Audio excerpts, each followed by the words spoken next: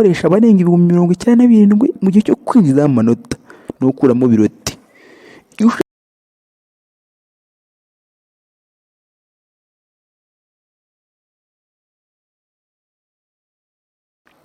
Mu kwa gatanu 2022 umushinga wari umaze igihe kinini utegurwa uramurikwa.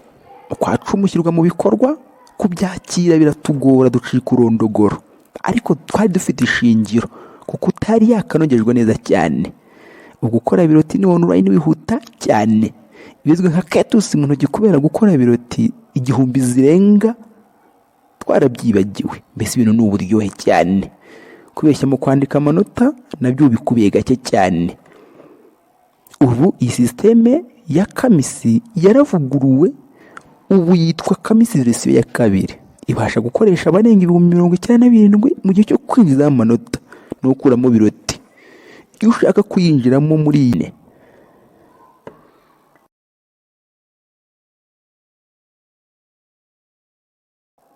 ushaka kwinjira muri systeme yitwa Kamisi, ujya ahashakirwa amakuru kuri Google, ukandikamo kamisi.nesa.gov.rw. Nitwa Ngate, of course, right of Rwanda cyane.